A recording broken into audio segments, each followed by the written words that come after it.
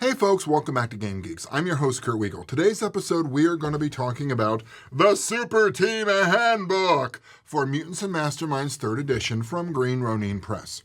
This is one I've been waiting on for quite a while for a variety of reasons. One, the whole concept was something I've never seen in a Supers book before, which is how to assemble your own teams, how to get them to do what you want them to do, what makes them different from other super teams, or just a group of disparate heroes that get together every once in a while to do something, i.e., the Defenders. I'm looking at you with that one. You don't get together that often to really call yourself a team. So, with the Superteam Handbook, what it is squarely set in the Mutants and Masterminds universe, Earth Prime, which you would expect. There are a variety of rules, how to use teamwork, team advantages that you would all have, some ideas for vehicles that your team would use, or some ideas for bases. Now, that's all good. The rules are solid. They work really well. There's a nice section in here about how to work as a team, and the basic line is don't be an asshole, which I appreciate. It's very blunt, it's very upfront, and I think more books need to tell players how to do that. For me, what makes this worth the price of admission alone is the example super teams that they provide.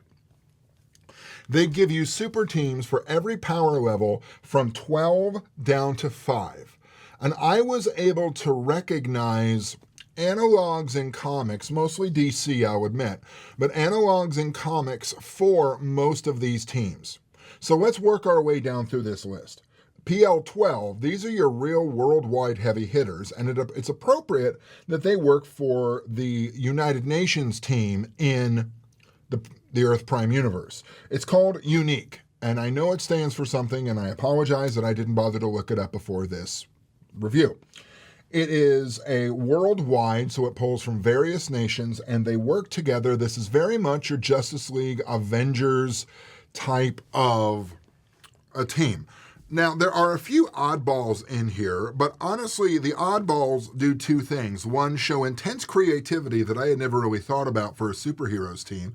And two, really provide you with some quirky characters that I would have never put my thumb on. For example, one of them is called Avocat. And I looked at that and I looked at his costume. I'm not going to lie, it had this vague cat theme, but then he turns out to be a super-powered lawyer. Now, before you either turn off or move away, let me give you a little bit of his background with this.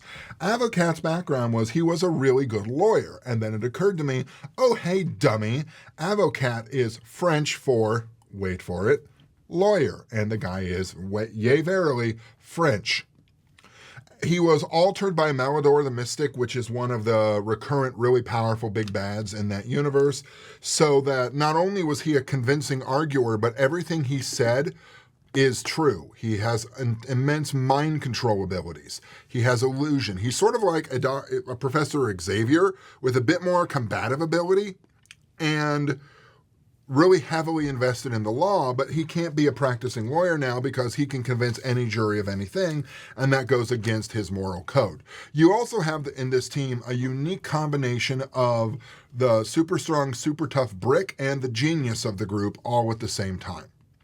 I liked that one. It was unique. PL10, it's Project Freedom, which is reforming criminals. Ladies and gentlemen, I give you your Suicide Squad. There are a couple of obvious pastiches here. For example, there's a Queen of Hearts character that just screams Harley Quinn.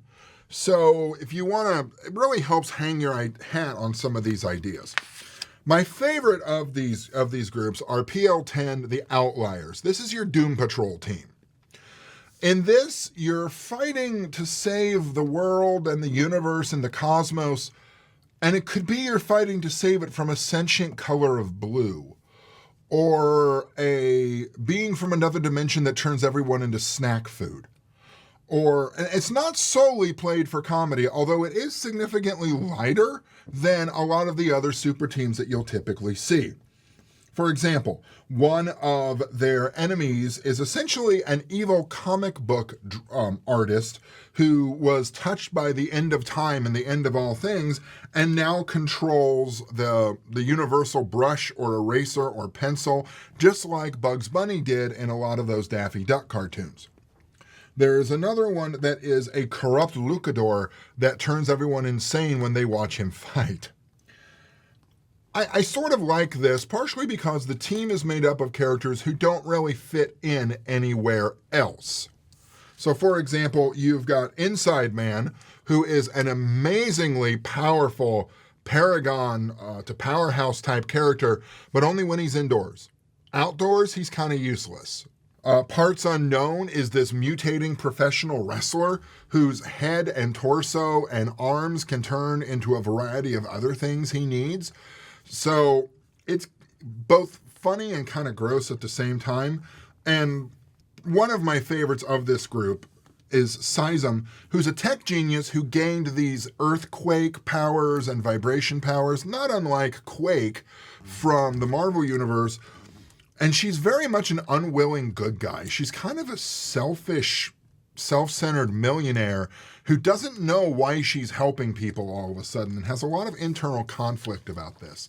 They have a house that exists at all points in reality at the same time so that they can go in and out of doors to go deal with what they need to. And they also have an ability from the Norn, who's sort of their cosmic sponsor, that they are a fixed point in time and reality. So if someone or something, let's say our sentient and unpleasant shade of blue, goes back in time and turns everything into spectrum colors, they're unaffected, so they can go back and try to fix it. There's a definite just almost a grim quirkiness about this, that you just accept that things are very strange and that you're the one who has to deal with them. Now, the PL9, these are the upstarts. These are either aliens on Earth or people of alien descent on Earth that people don't like. These are clearly your X-Men. 8 is Magnaforce. This is the Power Rangers. PL7, I didn't quite get. That's the Faraberg 4. It's not the Fantastic Four. It's 4 moderately powered heroes, most of them being very subtle powers, that operate in Faraberg, which is sort of the, I don't know if I would call it Gotham or the Detroit of the Earth Prime universe. The Shadow Knights, PL6, guys, this is Teenage Mutant Ninja Turtles, but they're bunnies. And it's the idea of you can slam the genetics of different animals and humans together and create these new organisms. It's very, very clearly a TMNT. I wouldn't even call it a ripoff. I would call it a very nice tip of the hat. And finally, there's Aegis Group Red, which is a PL5 group of what is essentially super agents. Didn't really find a good analog for this one. Maybe I don't know comics well enough for that. But there are still some interesting characters enclosed in that, including someone who's just a really good criminal profiler whose abilities manifest as a non-superpowered precognition, that she can just predict what's going to happen based on a psychological analysis of the situation and of the people involved. So, Superteam Handbook for Mutants and Masterminds 3rd. This is a book that honestly I don't think I could live without, because it really highlights the ability to bring a variety of teams together that serve different roles in one superpowered universe. Now, this and one other book that is supposedly coming out later in 2020 is one I've got to get my hands on, which I believe is called the Chronomaster's Codex, or words to that effect, which is about time travel, because I've been jonesing, let me tell you, ladies and gentlemen, jonesing to do a Legends of Tomorrow ripoff Supers game. I just can't figure out the right PO, and the show is really inconsistent with people who use their powers anyway. So that's neither here nor there. But do you need the Superteam Handbook? I think it's one of the more valuable tools that Mutants and Masterminds has put out, because unless you're running for solo heroes like Spider-Man or Wolverine, then you're going to be working with a group of people. You might as well make yourself a team and make use of a book like this. For Game Geeks, I'm your host, Kurt Wiegel. Good day and good gaming.